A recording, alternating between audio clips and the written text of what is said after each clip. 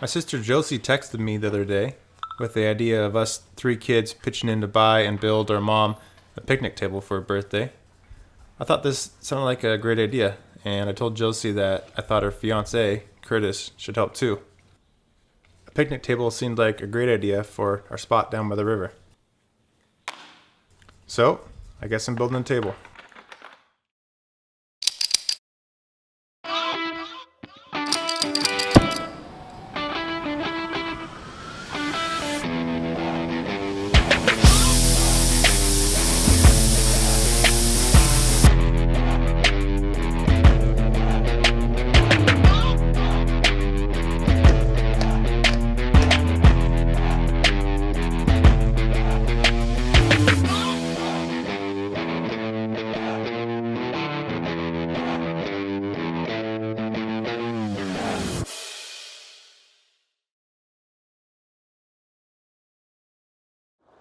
Curtis picked up the cedar 2x6s and hauled them to my barn where we were going to build the table.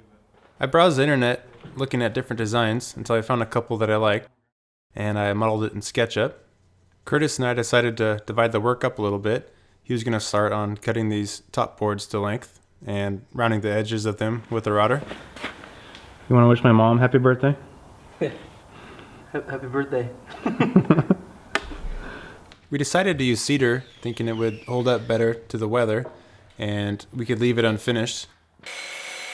Plus, it just smells good when you cut it.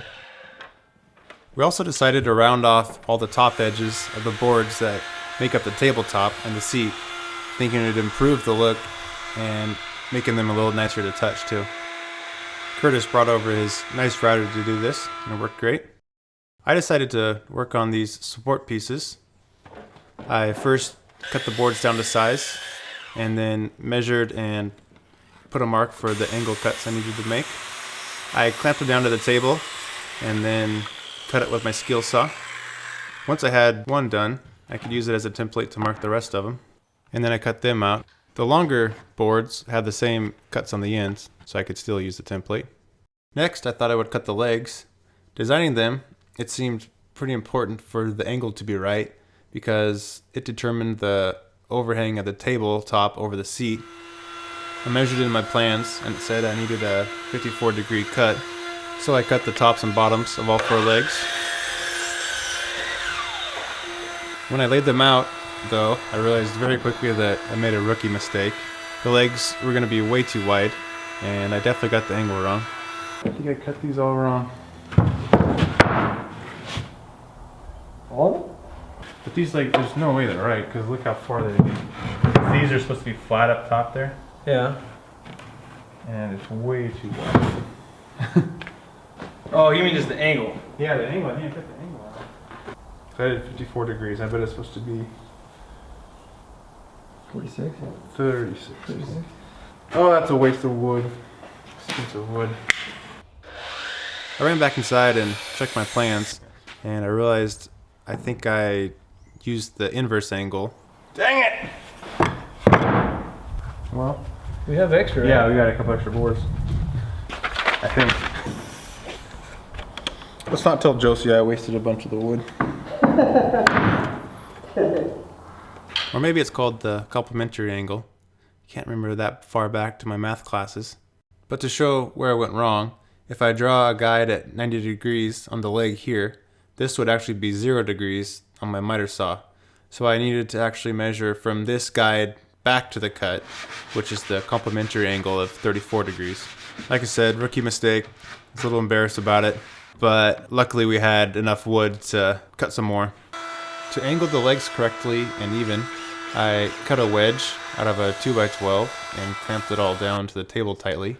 We're using carriage bolts to hold the legs to the support pieces, and we used a couple screws that won't be seen in the backside to hold the back support in place while we flipped it over and positioned the second outside support piece. Once we had it flipped over, we used some blocks to space it off the table so we could get a clamp on both sides. And then we made sure the two support pieces were centered on top of each other by checking it with a carpenter's square. Once we had them positioned and clamped to each other, we drilled holes through all three boards and hammered in some 3/8 inch carriage bolts and tightened down some nuts and a washer on the backside. It felt really sturdy and strong by the time we finished bolting them all together. We both thought they looked super tiny though. For some reason, when you're building a table, they always look way too short. I got a little nervous at this point that we were designing and building a kid's picnic table. After a little bit of a balancing act, we placed one of the top boards on top and checked it with the square to make sure both sides were aligned, and then used some long deck screws to attach them to the base. Alright, that was the hardest one.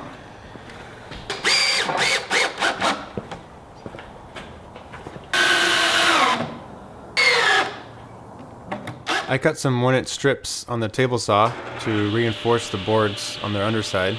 They were a little bouncy, and we thought that if they were tied together, it might strengthen them a little bit. When the sun shines into the shop just right every now and then, it really makes you realize how much dust you're breathing. Nice little reminder for me that I should be wearing my dust mask a little more often. These thin strips we had to pre-drill so they didn't split when we screwed them. We learned that the hard way. Curtis ran his router around each of them, which made them look a lot nicer too. We clamped down each board to the strip so we could get one screw in it and hold it in place before removing the clamp and putting in the second screw. It really did give it a lot more strength with them all tied together. The table was getting pretty heavy by this point. We flipped it over so we could continue putting on more of the thin strips on the underside. Knew he was gonna do that. Damn it. Drake's breaking all my technology. This was the week after Drake came running from across the yard and pounced on top of my quadcopter as it's taking off. Drake, get away from the camera. He's on quite the roll. The legs were still a little wobbly, so we decided to use some angled boards as gussets. We attached this small piece for the gusset to be wedged underneath of. What's wrong? I wonder if we should put some glue on those. Glue? Just in between these two pieces, because that's going to sag. I think I want to do that real quick. Okay. I thought there could be quite a bit of weight on this piece, so I put some glue on it before screwing it in place. It was really hard to measure the length of the gusset and the angles needed to get a tight fit. I actually cut it the first time a little long on purpose, and then kept cutting it down a little bit at a time until I got the fit I wanted. But in the end, it had a really nice fit and gave a lot of strength to the table. Curtis rounded all these pieces too, and then I screwed them in place. Hopefully that didn't come out the top. Oh, should we flip it? See what this bad boy looks like? Sure. Oh man, it's getting heavy.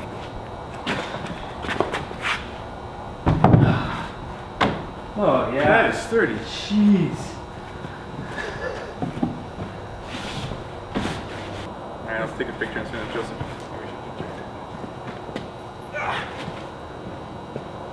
Sit down. You stay. Drake, you stay. You stay. Stay.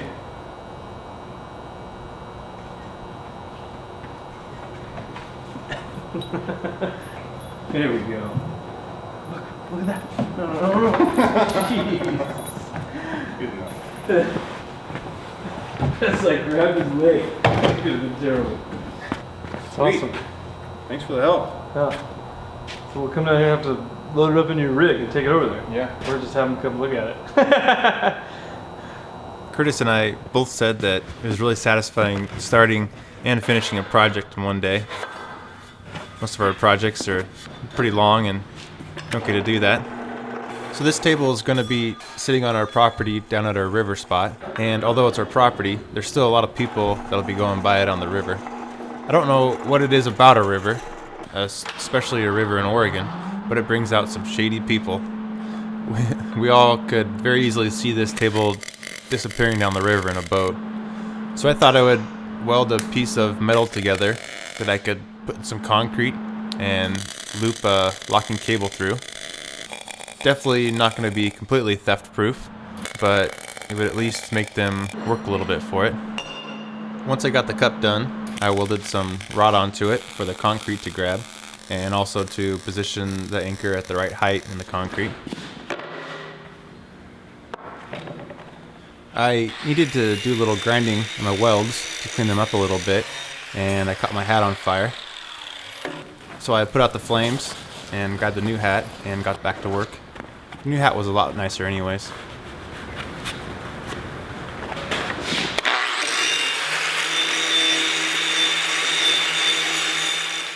I gave it a coat of primer and then a couple top coats. Probably not necessary, but it only took a couple minutes and I had the paint. I'm slowly learning to not throw the ball in the direction of the camera for Drake. Makes us both happy. And my little welding project was done. Let's take it down the river and get it set in some concrete. I tried to figure out where the table would go and dug a little hole. I had 2 bags of concrete mix, so I tried to dig the whole 2 bags of concrete mix deep. I pushed the anchor down into the ground and leveled it with the ground level. I forgot to bring water down, dang it. Where can I get some water from? The river is absolutely, without a doubt, Drake's favorite place. If there is a doggy heaven, for Drake, it'll be somewhere very similar to this spot. Maybe just with trees that have tennis balls growing on them. I dumped the 2 bags of concrete into the wheelbarrow, added water, and started mixing. It always uses more water than you think it would. You can mix for 5 minutes and then find some dry stuff at the bottom still somehow. But I got it to a pretty good consistency, and I dumped it in around my anchor. Couldn't quite believe it, but it ended up being just the perfect size hole for the amount of concrete I had. I definitely didn't want it to be raised above the ground, so it was something we were kicking, stubbing our toes on. Get out of there. Here's it. Here's it. I started working my way around it with the trowel, tapping it to settle the aggregate at the top. Didn't need to be perfect, and it wasn't going to be, but thought I'd smooth it out just a little bit. The last little thing I wanted to do on the table was burn chambers onto the tabletop. Just a little something I could do to customize the table a little bit, and I thought it'd be something my mom would like. I cut out a stencil with the cutting machine and transferred the stencil onto the table. Then I worked my way around the stencil with a pencil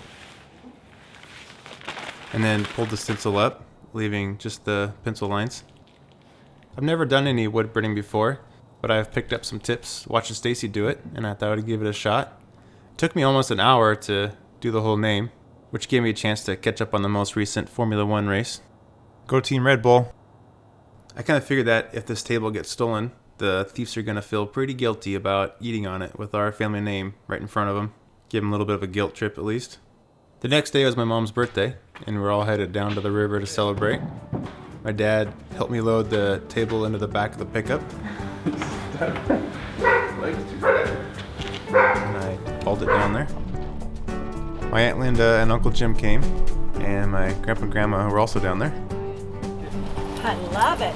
Oh, it's all sanded up nice and smooth. Curtis did the edges. Hey, Uncle Jim. Hi.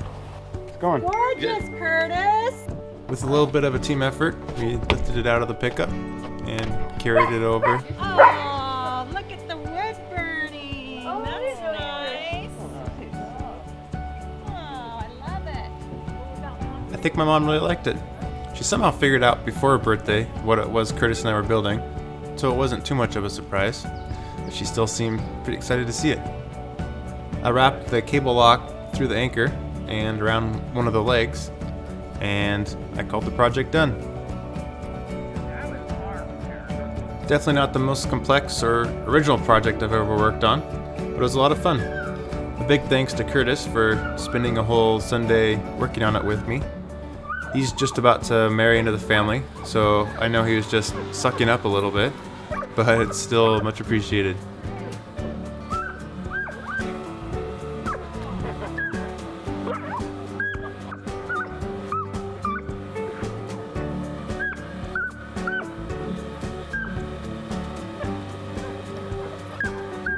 This kind of turned into a Chambers family home video session at the end here, and I apologize for that.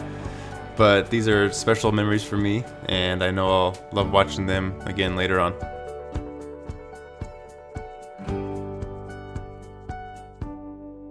Happy birthday, Mom.